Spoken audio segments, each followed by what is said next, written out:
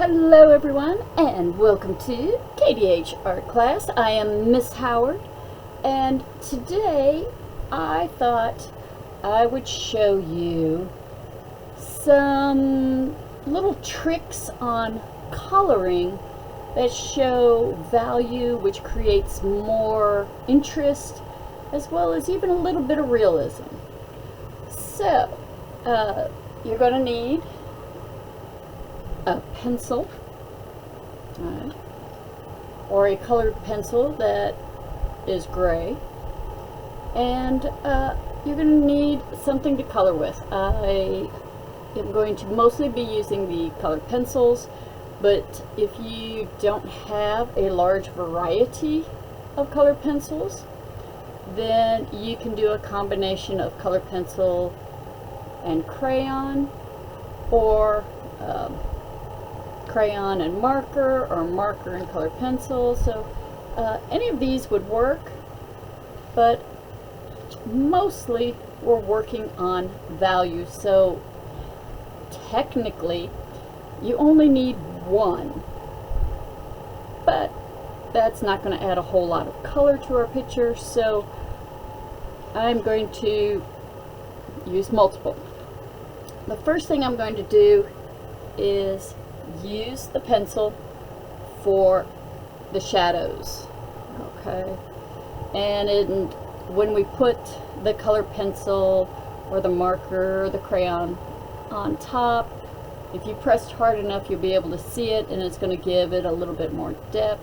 You can also just simply use, and we will also be using this technique, the same color. Like these are both green, but different values of it. A darker one and a lighter one. Okay. Or you could just use the darker one or just the lighter one, and how hard or lightly you press on it is going to affect it.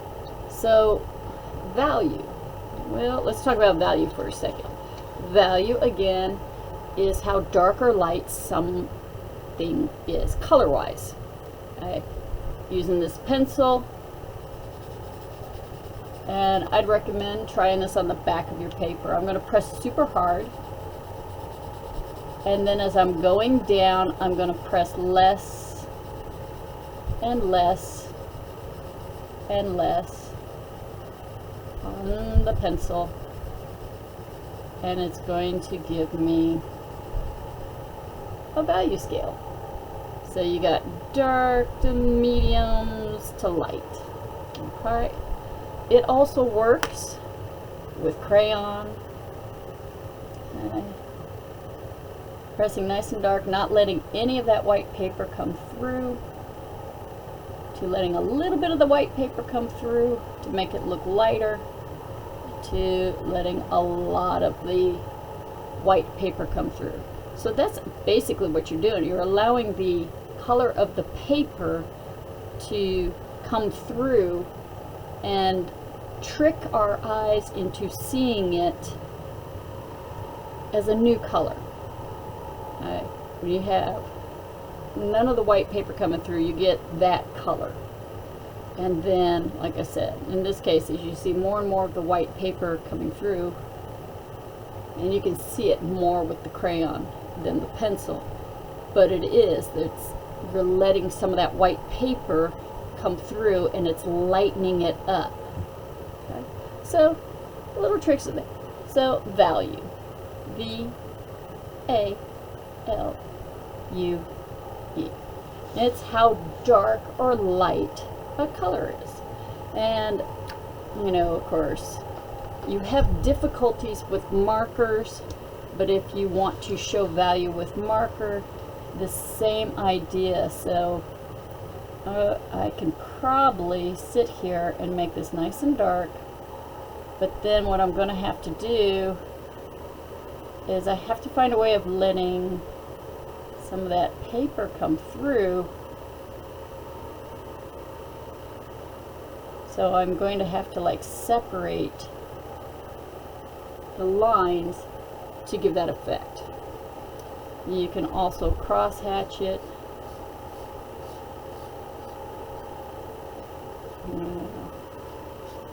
which is a fancy way of just saying like doing giant X's.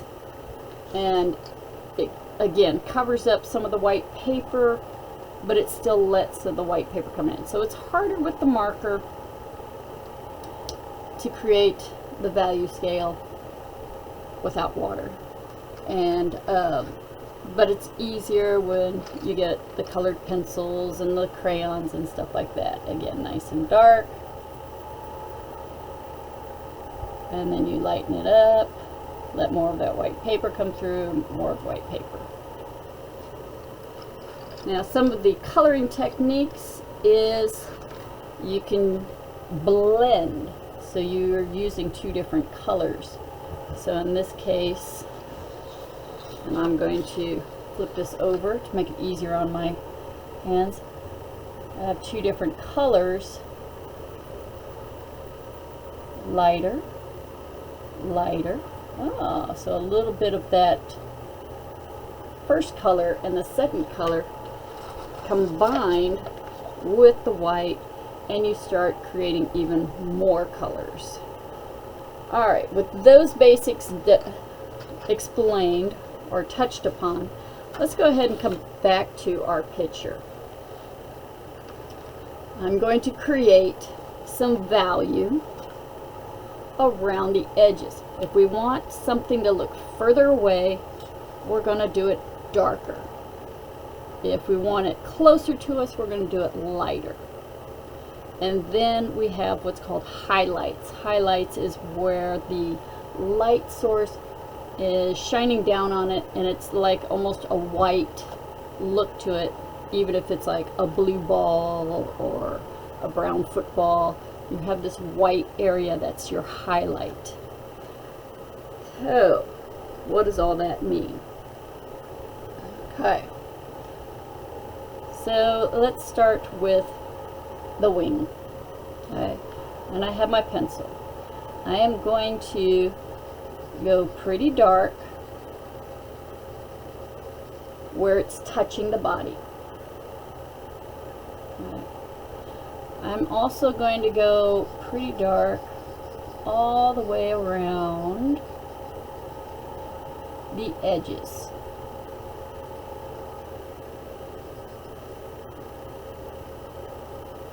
Now, keep in mind this is kind of a basic, quick way of teaching you this stuff.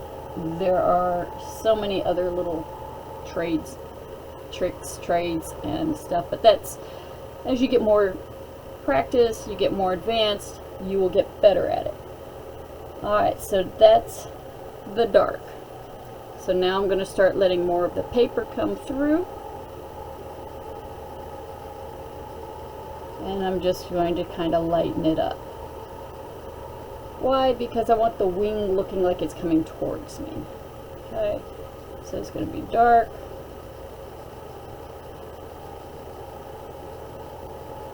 To light. Now, I'll probably even add a highlight on the wing, which I am not going to color. I'm going to leave that as white as possible. Next to the highlight, I'm just going to kind of make sure it's not white.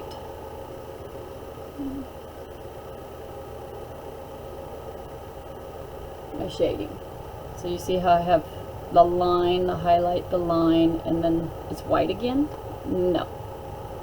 I'm just going to shadow that just a little bit. Again with the lighter value.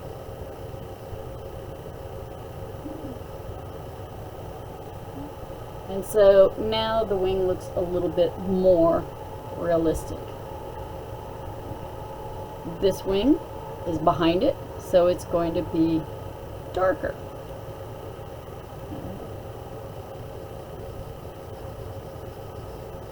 But keep in mind it's poking out a little bit, so maybe I can even put a little bit of a highlight there.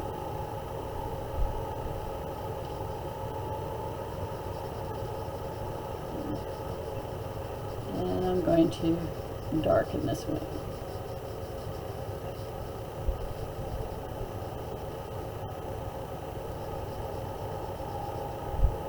Come on, pencil.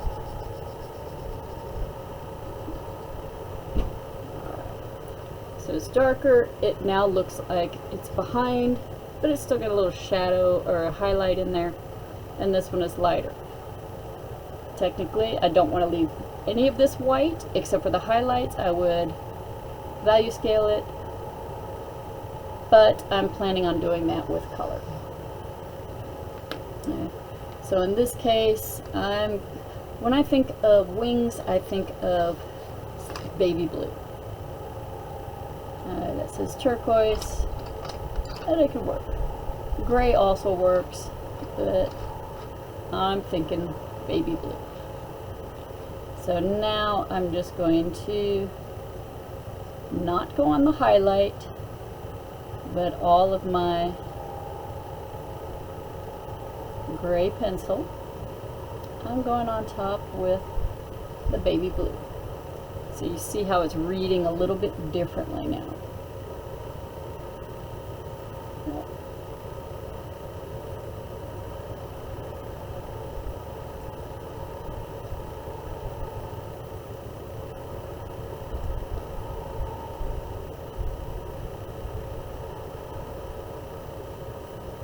So now I get to do the whole wing.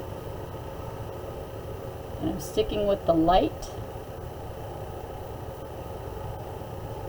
because the wings are kind of see-through, guys, so I do want to have something on my paper. It's not coloring in that spot. There you go.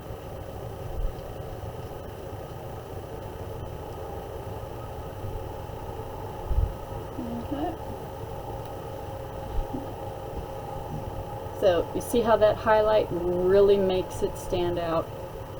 There you go. All right. And what you're going to do is you're going to do that in all the areas. So the face is a little bit different. Again, the edges, just like we did dark around the edges, we're going to go dark around the face.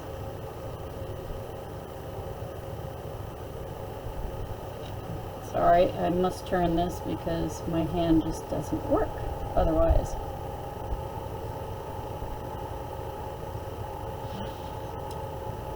And because this is like armor, I imagine it sticking up more.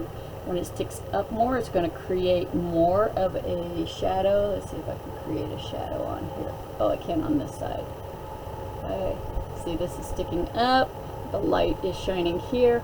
And this is all shadowed darker underneath, and then it gets light again over here where the light is coming over the top. So with that, I'm going to do dark right along there.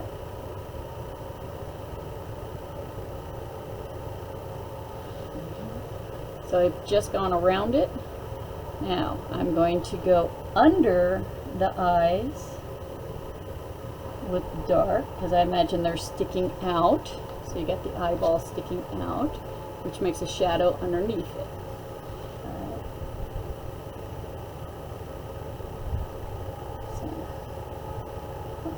So it's like, oh, this poor little bug didn't sleep well, and now it has those dark circles under its eyes. And the top of the mouth, I'm going to leave that light, and I'm going to just lightly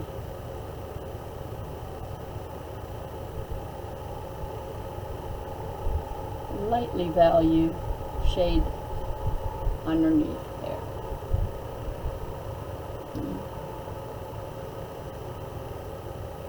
Okay, so if you got the dark, you want to maybe soften it up so it's not looking like a line.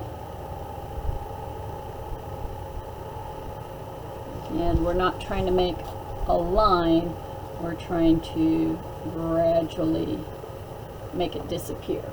Even though it is a line, we want to soften it up.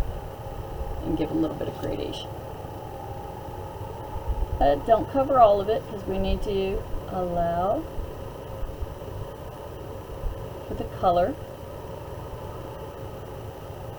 This pencil is terrible. I have a drawing pencil somewhere on my desk here, but again, c'est la vie. It's not in my hand. Okay, so now I can take a new color. And let's see, I want more of a yellowy green, not a bluish green. This one will work. And this is, yellow green. Perfect. And all the crayons out there usually have a yellow green. It's like, here's your yellow green in your crayon versus the regular green, which is darker. Okay. And I am just going to color on top of my pencil, as well as on top of the white.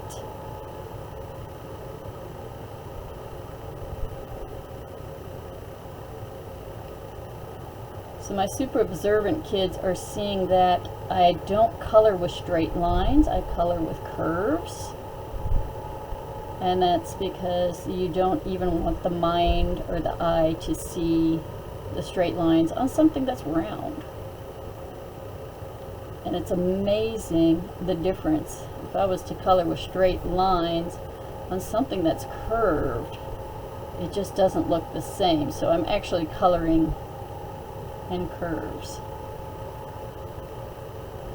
I'm following the circle of the eyeball, or I'm following the curve of the face.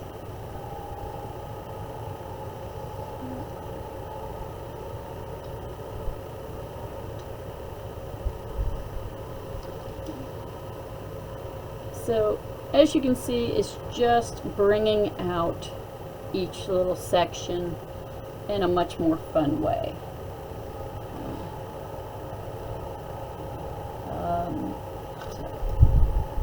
So once again, kind of dark on the edges.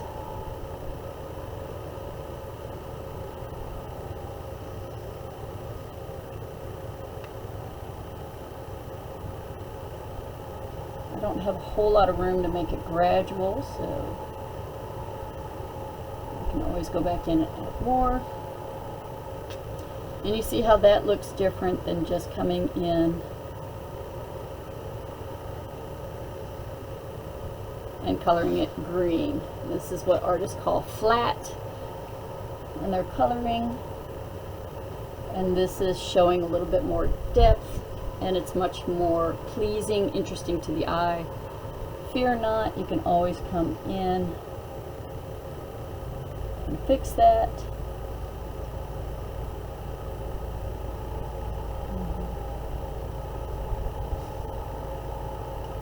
Just to kind of match it all up. Okay. Feel free to do each little section. You can even on these little sections change it up. So I'm going to do darker. And maybe I'm going to do, where'd you go?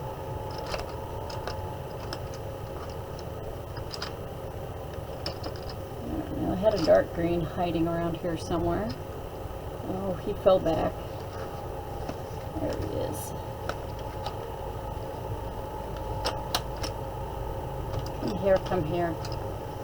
You don't want to see me digging for crayons. So I can do a dark green in this section.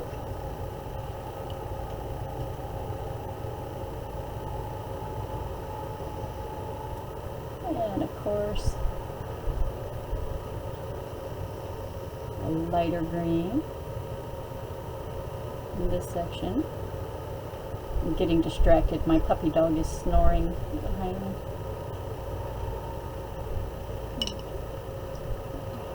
and even just changing up colors next to each other.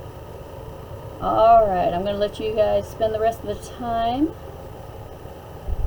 experimenting and exploring this new technique. I didn't do that nearly dark enough, but every little bit helps.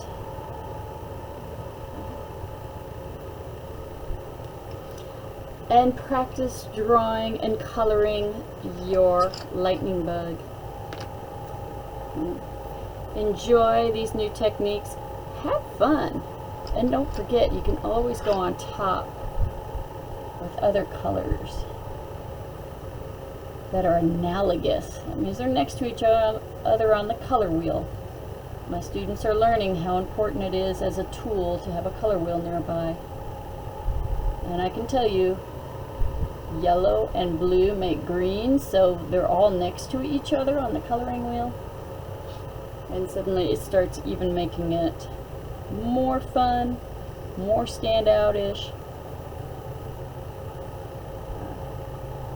And it's called blending. I could even come in here and add a little bit just to make that a little bit more exciting. You can't really see it, but I can, and it's made a huge, huge difference on the way it looks. Okay, that's all I have time for. If you're going to have time to do it on your own, play around with the colors and create. See you next time. Bye.